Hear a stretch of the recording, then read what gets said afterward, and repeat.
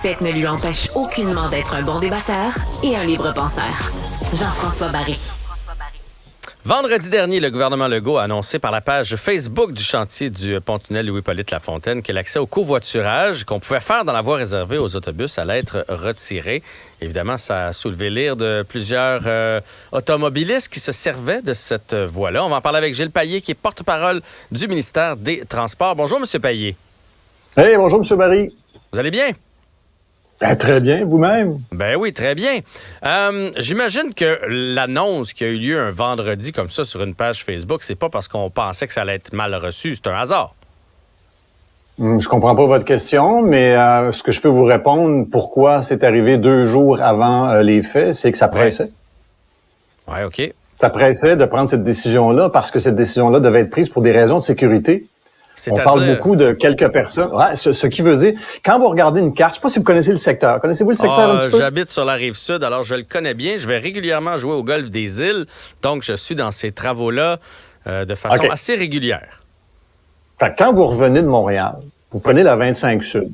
Oui. Vous rentrez vous arrivez par la 40, par le nord, par Sherbrooke, par Souligny, ou cet endroit-là dont on parle, qui est la rue des Futailles. La rue des Futailles, quand vous la prenez, c'est, pour situer tout le monde, là, c'est l'entrepôt de la SAQ. La SAQ, exactement.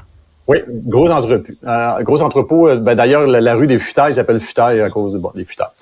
Le vin. Alors, cette rue-là permet de se joindre à Souligny.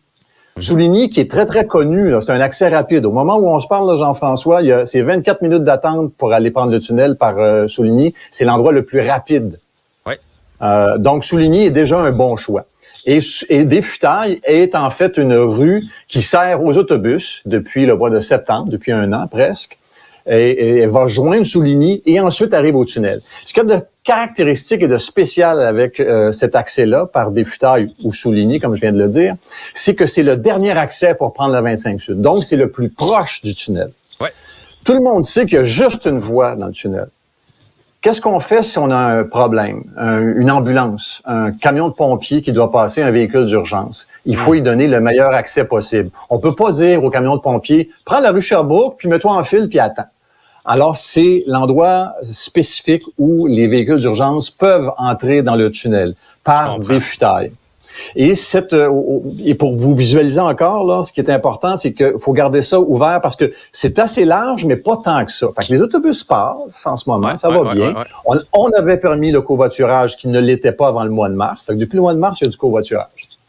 Et là, il y a du monde qui triche. Il y a du monde qui sont pas en covoiturage. Ils sont tout seuls, sont 1, sont 2. Il y a des camions. Il y a des gros camions semi-remorques de 53 pieds qui passent par là en disant « Je n'étais pas au courant ». C'est écrit, là, voie réservée, mais c'est pas grave. Il y a plein de... Ça, vous n'avez pas besoin de me convaincre de ça. À chaque année, il y a 2-3 camions qui se font prendre sur le pont Victoria parce qu'ils passent pas dans l'espèce de barre en U qu'on a mis. Là. Puis là, ils se rendent compte, là, qu'il reste pris alors que c'est écrit, écrit.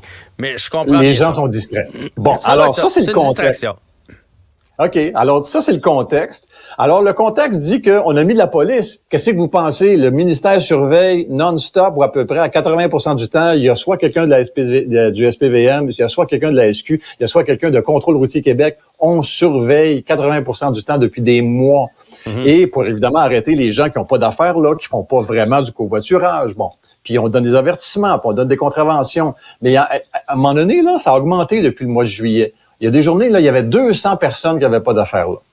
Alors, 200 personnes, la police en arrête 1, en arrête 2, il y en a qui se faufilent, il y en a qui voient la police qui recule, il y en a qui font demi-tour. Alors, c'est le chaos. Imagine que vous rajoutez là-dedans un camion de pompiers, une ambulance, une femme enceinte, n'importe quoi d'urgent vraiment. Qu'est-ce qui arrive, là? Là, c'est le chaos. Je comprends tout ça, Monsieur Payet, mais... Est-ce qu'on n'aurait pas pu essayer, mettons, de faire une grande campagne pour dire, là, cette voie-là est réservée? Tu sais, des fois, ils le font, mettons, là, pour le pied pesant. Quand on a le pied pesant ou des barrages routiers, ils nous avertissent, là. Là, en fin de semaine, il va en avoir, là. On va vous surveiller. Dans ce temps-là, ça fait réfléchir les gens. On n'aurait pas pu un peu commencer par ça, dire, là, ceux qui trichent, là, il va y avoir des policiers, vous allez avoir une amende qui va être de temps si vous passez par là. Ça n'aurait dissuadé quelques-uns, vous pensez pas? Ils ont donné des contraventions. C'est écrit partout. Non, mais moi, je parle d'une grande campagne. Je parle pas de donner des contraventions. Quelque chose qui annonce, là, faites-le plus. Parce qu'on n'a quand même pas vu ça, non? Mais pendant ce temps-là, et je reviens sur l'argument de la sécurité parce que ce n'est pas acceptable, c'est pas négociable, une urgence. Oui, mais là, on fait de la sensibilisation. L'urgence va attendre? Non, on peut pas. Mais là, parce qu'il y a 200, mettons, vous avez dit au maximum, il y a eu 200 contrevenants dans une journée. Fait que si on enlève ces 200 voitures-là dans une journée, maintenant, c'est sécuritaire. C'est peut-être ces 200 voitures-là qui mettaient la sécurité des automobilistes en cause dans le tunnel. Si on est intervenu rapidement, c'est parce qu'on a vu que depuis la fin juin, il y a comme un mot qui se passe entre, je sais pas quel réseau social, mais qui dit « Passez par là, ça va plus vite ». Je comprends. Entre nous, ça ne va pas beaucoup plus vite que Souligny. Mais il y en a qui le prenaient parce que, je sais pas, parce qu'ils prenaient rue Notre-Dame. Ça les arrange de passer là. Alors, le mot s'est passé et ça allait en augmentant. Alors, on s'est dit, hey, la rentrée s'en vient, on peut pas niaiser avec ça. Alors, on s'est dit, c'est là. Alors, oui, c'est urgent. Puis oui, on pouvait pas faire autrement. Puis non, il n'y a pas grand place pour intervenir pour la police. Ouais. Vous n'avez pas tant répondu à ma question parce que 200 autos sur toute la journée, là. Mettons qu'on oublie la nuit. Là. Mettons sur 20 heures, c'est 10 autos à l'heure de plus ou là, que vous enlevez. C'est pas ça qui va faire en sorte que les camions de pompiers, les policiers, tout ça, vont plus pouvoir circuler. C'est quand même minime. Ouais, mais c'est 10 autos dans une heure. Mais là, ce que vous êtes en train de dire, c'est qu'on devrait permettre au monde de tricher, mais en dehors des heures de pointe? Non, c'est pas ça que je dis. Je fais juste dire, okay, vous me dites que c'est une question de sécurité. Parce que oui, ça pouvait congestionner à cause de ces 200 autos-là de plus. C'est ça, vous me dites? Oui. 200, parce que là, il y a des interventions. Il y en a combien qui passent là dans une journée? 200 qui sont en état d'arrestation, là. La police en arrête un. Fait que là, la police est là. La personne qui est en infraction est là. Pendant ce temps-là, t'en as qui passent, qui regardent, qui reculent parce qu'ils ont peur que la police les prenne aussi. Vous comprenez l'espèce de... Si la police nous dit ça n'a pas d'allure, ben là, on écoute la police. Vous comprenez? Alors, ce qu'on a eu comme recommandation, puis la tendance était inquiétante, il fallait faire quelque chose. En tant qu'autorité responsable, c'est ce qui a été fait. Mais dans le fond, ce que je comprends, c'est que tant que, mettons, ces 200 autos-là, il était 2 par auto, c'était pas dangereux. Mais s'ils sont seuls dans une voiture, là, ça devenait dangereux. Le covoiturage, tel qu'il était prescrit, est à 3 occupants et plus. Bon, ben à 3, je comprends. Parfait. Ouais, mais en fait, c'est juste qu'il faut enlever des chars dans le tunnel. C'est ça, la vraie affaire, c'est qu'il faut enlever des véhicules dans l'axe du tunnel, le plus possible. Mais est-ce que vous trouvez pas que c'est quand même un mauvais message qu'on envoie? On essaie d'être vers le REM, l'environnement, tout ça. Puis là, on envoie le message que finalement, on enlève cette voie-là pour les gens qui font du covoiturage. Ben, le message, il est toujours vert parce qu'on dit, hey, on a des navettes gratuites, on a l'autobus, on a 6 circuits d'autobus qui traversent le tunnel, qui vont jusqu'à Sainte-Julie-Belleuil, et alors, puis qui vous amènent rapidement dans un temps compétitif, gratis. Alors, ce message-là, il est toujours là. Mais on est conscient que l'autobus, c'est pas pour tout le monde. Il y en a qui s'en vont à un endroit précis, qui partent d'un autre endroit, puis qui peuvent pas s'organiser. OK, tu dis, covoiturage, à ce moment-là, c'est un pis-aller, comme on dit. C'est le moins pire. Mais entre nous, là, moi, j'en ai déjà fait du covoiturage pour aller à Québec. J'ai pas de voie réservée. L'esprit du covoiturage, Jean-François, je pense que c'est de dire, on enlève un char de la route, on se met à 2 ou 3 dans le char au même cap, puis on sauve du gaz, on sauve de l'argent. On a même contribué à la RTM qui a mis un système de covoiturage où on peut matcher du monde, des jumelages, on peut s'inscrire.